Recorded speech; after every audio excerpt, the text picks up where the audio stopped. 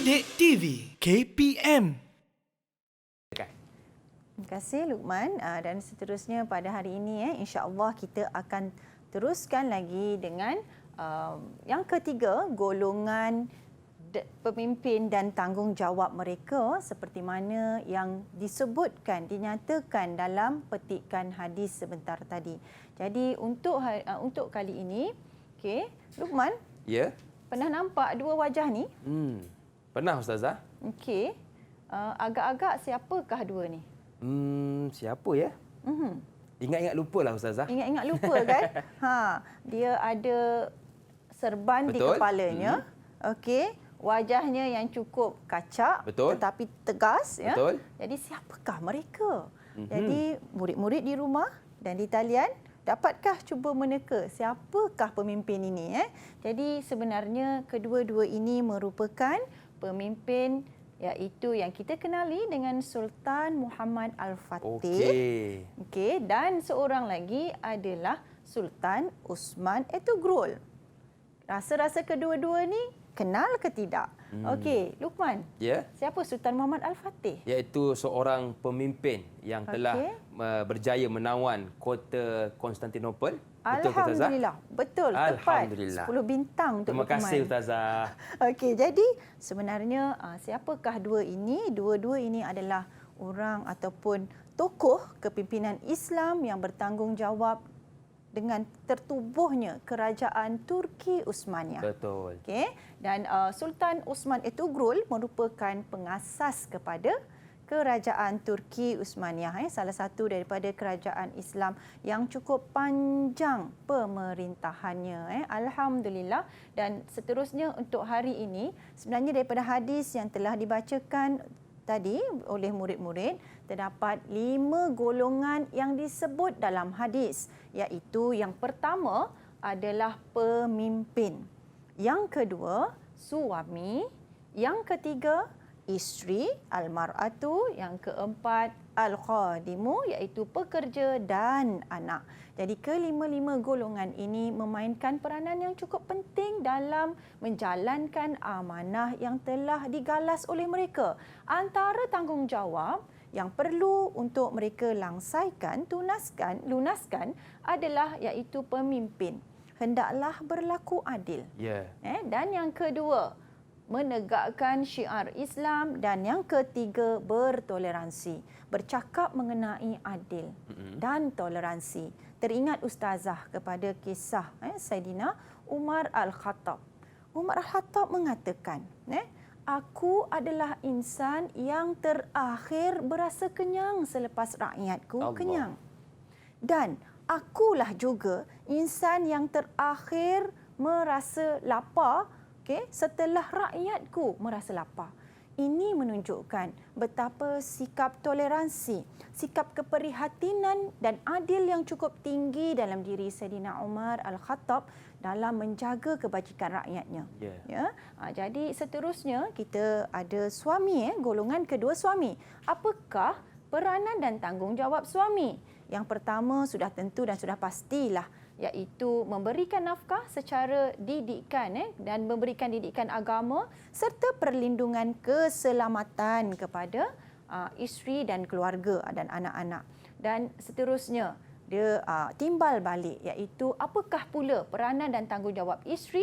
Sudah tentulah yang pertama sekali yang aulanya adalah mentaati suami selagi mana dia tidak bertentangan dengan syarak, arahan yang diberikan. Dan seterusnya hendaklah menjaga maruah, menguruskan rumah tangga. Walaupun ar-rijalu qawwamun 'alan nisa. Betul. Lelaki itu adalah ketua kepada orang perempuan, tetapi dalam institusi rumah tangga, isteri juga memainkan peranan dalam rumah tangga. Serinya rumah tangga itu kerana berserinya wajah isteri. Kan, jika isteri tadi muka pun dah tidak gembira dengan rumah tangga, maka suramlah institusi kekeluargaan. Jadi seterusnya yang keempat, pekerja. Walaupun pekerja itu nampaknya kecil di mata majikan, tetapi sebenarnya pekerja juga merupakan pemimpin dalam sesebuah institusi. Dan antara tanggungjawab yang dimainkan oleh pekerja adalah bekerja dengan penuh orang kata amanah mengikut arahan, berintegriti dan melaksanakan tugas dengan sempurna mengikut standard operasi yang telah ditetapkan. Ya. Dan yang terakhir disebut oleh Rasulullah supaya tidak ketinggalan apakah fungsi ataupun tanggungjawab seorang anak, iaitu anak bertanggungjawab membantu ibu bapa, berbakti kepada ibu bapa di saat hidup ataupun setelah meninggal dunia ibu bapa. Kemudian sentiasa mendoakan kebaikan ibu bapa dan berbuat baik. Berbuat baik ini maksudnya melayani dan menyantuni ibu bapa sesuai dengan orang kata apa yang telah ibu bapa sumbangkan kepada anak-anak. Betul. Jadi inilah dia kelima-lima golongan, dan Ustazah harap murid-murid di rumah maupun di talian mengambil pengajaran dan mengambil catatan untuk tanggungjawab kelima-lima golongan ini. Seterusnya kita ada pengukuhan di sini. Ya. Okey, Luqman, Ustazah dah ajar, Ustazah harap murid-murid Ustazah di talian faham tentang erti tanggungjawab. Anak-anak, tanggungjawab itu nampaknya kecil tetapi besar ganjarannya di sisi Allah. Setiap zarah tanggungjawab itu akan dipersoalkan di akhirat kelak. Jadi anak-anak, hari ini Ustazah ada soalan, Ustazah nak kamu bacakan dahulu soalan aplikasi ini, iaitu soalan kebat. Tapi ini soalan yang pertama, kita nak keluarkan je dulu. Baik. Ustazah akan minta tolong dengan Luqman untuk cabut siapakah Boleh Ustazah? murid bertuah yang perlu jawab soalan ini. Jadi kita cabut yang pertama, Luqman. Kita tengok siapa yang kena. Jeng, jeng, jeng. Okey Ustazah. Okey, siapakah dia? Amirul Farizan. Okey, Amirul Farizan, murid bertuah Ustazah. Mari jawabkan soalan yang pertama. Kamu keluarkan semula 5 golongan yang kita sebutkan dalam hadis tadi. Okey, silakan Farizan. Okey, yang pertama ialah pekerja, Okey. suami, pemimpin, Okey. isteri dan anak. Okey, alhamdulillah. Betul ke Ustazah? Kita cuba tengok. Okey, jom kita lihat jawapannya. Pemimpin. Okey, suami betul. Ada jawapan tadi. Isteri, pekerja dan anak. Okey, Alhamdulillah. tahniah Okey, Farizan. tahniah Farizan. Mantap. Kita berikan ganjaran untuk Farizan. Okey. Dan seterusnya kita ada soalan aplikasi. Soalan ini adalah soalan kebat. Soalan kebat kemahiran berfikir. Maksud Ustazah dah ajar murid-murid sebentar tadi. Ustazah mengharapkan murid-murid dapat mengaplikasikan apa yang kita telah pelajari ke dalam soalan ini. Jadi berdasarkan gambar. Daripada stimulus yang telah diberikan. Stimulus ni rangsangan kepada soalan.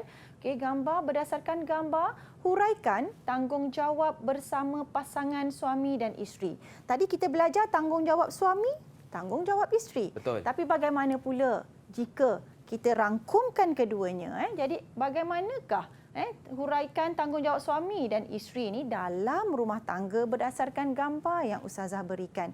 Jadi Luqman, kita nak tahu siapa murid bertuah, kita cabut. Okey, Luqman. saya cabut namanya. Iaitu Aiman Farhan. Aiman Farhan. Okey. Ya, tafadhal Aiman. Apakah jawapannya Aiman? Boleh ke Aiman berikan jawapan?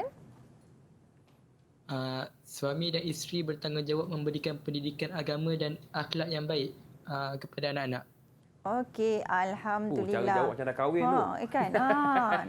Nampak tu dia punya orang kata pemahaman yang betul pada gambar. Jadi dalam sebuah rumah tangga tidak lengkap tanpa adanya zuriat. Betul. Jadi siapakah yang bertanggungjawab ke atas zuriat?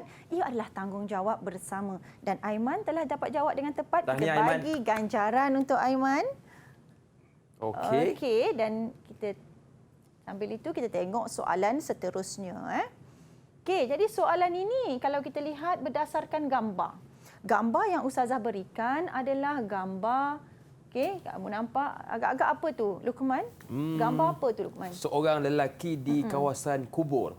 Seorang lelaki di kawasan kubur. Agak-agak siapakah dia? Kita lihat kepada soalan. Okey, huraikan tanggungjawab seorang anak berdasarkan gambar. Okey, anak yang kita belajar tadi adalah berbakti kepada ibu bapa. Betul. Jadi berdasarkan gambar, agak-agaknya bagaimana keadaan ibu bapa tadi? Ya. Okey, jadi Kita lihat siapa yang kena jawab soalan ni. Okey, saya cabut namanya, iaitu Akil Irfan. Okey, Akil. Ya, saya. Okey, Akil boleh tolong jawab soalan ini? Boleh, Ustazah. Okey. Setelah ibu bapa meninggal dunia, Okey, alhamdulillah. anak boleh terus berbakti dengan mendoakan kesejahteraan ibu bapa, menjaga hubungan baik dengan ahli keluarga yang lain. Okey, alhamdulillah. Jadi itu yang Ustazah nak. Anak-anak kena ingat, apabila ibu bapa telah meninggal dunia, itu tidak bermaksud bahawa terputusnya hubungan kita dengan ibu bapa. Ibu bapa membawa pahala berterusan daripada doa anak yang soleh. Dan juga kita kena ingat, dengan kematian ibu bapa bukan berarti terputusnya hubungan kita sesama ahli keluarga. Dan kita ada soalan yang terakhir. Okey, kita tengok siapa yang kena jawab. Yang belum jawab tadi. Okey, tinggal namanya iaitu Said Zafri. Okey, Said Zafri. Jadi gambar ni tadi berkaitan dengan apa tu agak-agaknya, bagaimanakah menjadi seorang pekerja yang berintegriti. Okey, kaitkan dengan bagaimana kita nak menjadi orang berintegriti. Ya, Syed Zafri. Seorang pekerja boleh jadi integriti dengan jujur dan amanah dengan tugas yang diberikan.